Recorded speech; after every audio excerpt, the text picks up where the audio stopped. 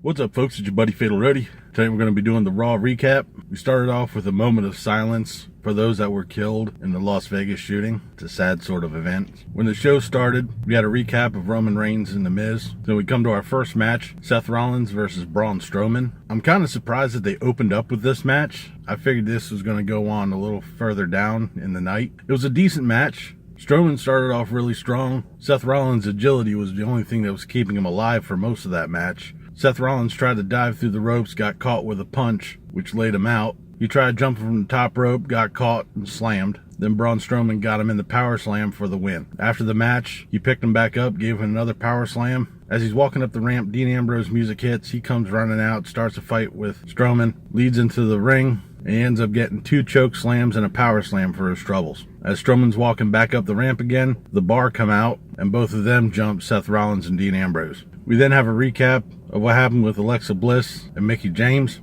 which leads to a backstage segment. Apparently somebody left Depends and a walker in Mickie James's locker room. Mickie James goes to Alexa Bliss's dressing room, and she's met by Nia Jax, which sets up a match for later on, Nia Jax versus Mickie James. We then have Flashy McWarfest sitting in a rocking chair, veging back and forth, mumbling something. Thankfully it was short. Which then comes to our next match, Elias Samson versus Titus O'Neil. Elias Samson runs down the crowd. He's interrupted by Titus O'Neil. This was an match. Really not much to watch in it. Elias tried to get himself DQ'd by pushing Apollo Crews around. Elias got the drift away on Titus O'Neil for the win. We then have Nia Jax versus Mickie James. Alexa Bliss comes out and is standing at ringside. This is a pretty good match. They actually let it go for quite a bit. Nia Jax dominated Mickie James for most of the match. Mickie tried to get some offense in, but got slammed. She ended up going for a top rope tornado DDT, which laid Nia Jax completely out. She tried to go for the pin, and Alexa Bliss comes in and jumps Mickie James.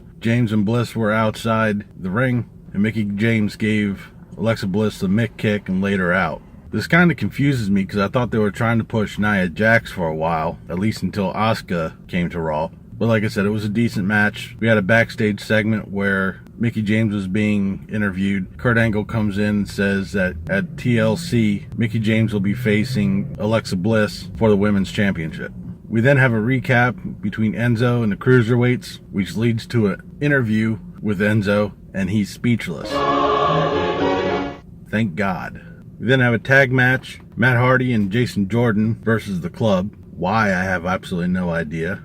There was a video segment from earlier in the day when Gallows and Anderson were running down Jason Jordan, which set up the match, but like I said, I don't know why we're going down this road. It was an match. Gallows and Anderson won it with a magic killer.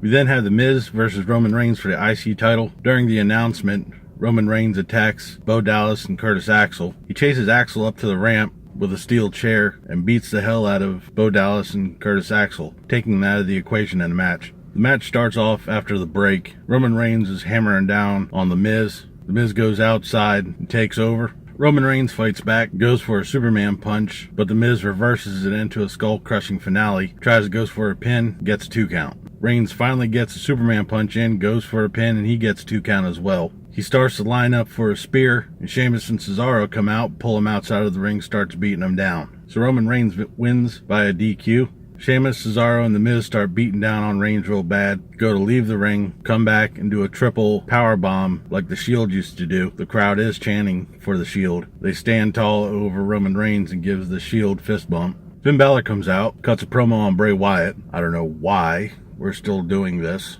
He calls Bray Wyatt a coward and says that he can't beat Finn Balor. And then he calls Bray Wyatt out to fight. All of a sudden, Flashy Flash comes up onto the screen, rocking in his rocking chair, saying Sister Abigail lied to him, Sister Abigail's alive, and she's dying to meet him. And then some goofy-ass special effects hap comes up over his face. He starts laughing, and a woman's laugh comes up over it. We then have a women's tag match, Sasha Banks and Bayley versus Emma and Alicia Fox. Another Y match. I think this was basically put in just so we can get all the women onto the show. Sasha Banks and Bayley won the match after Emma walked away from Alicia Fox trying to make a tag. She ended up eating a belly-to-belly suplex. Again, like I said, I don't understand why we had this match. There's really no story between the 4 of them. We just needed to put all the women on the show. And just when you thought we got through a show without hearing Enzo Amore, guess what? He comes out running his mouth saying the cruiserweights can go to hell, and he's got a clause saying if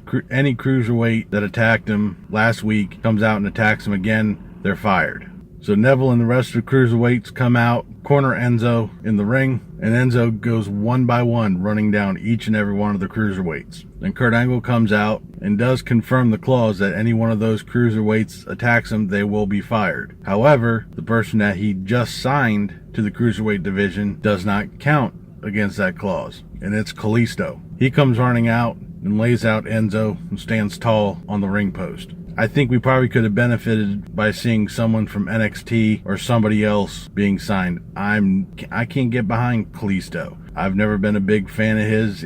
I'm not going to be impressed if he becomes a cruiserweight champion. But by going by that little clause that he has, that's the only way they can get the belt off of him if we follow the clause to its conclusion. We then go backstage with Roman Reigns in the locker room, aching from the beatdown that he got. Then Dean Ambrose walks in from one side, and Seth Rollins walks in from the other side. Roman Reigns nods at each of them, and they both leave. So I guess next week we're going to have a Shield reunion, or potentially coming up to TLC, we'll have the Shield versus Sheamus and Cesaro and The Miz. The crowd popped really big for this, so looks like it's going to end up happening. And shortly after that, Raw goes off the air. This was an okay Raw. The matches weren't entirely impressive. They were decent, with the exception of 3 of them, which were and not really interesting. It's going to be interesting seeing what's going to happen next week, especially with the Shield.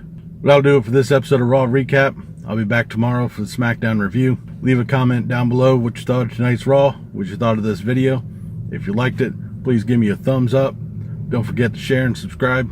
I've been Fatalroadie. You've been awesome. Thank you very much for watching. And remember, if it's too loud, you're too old. See ya.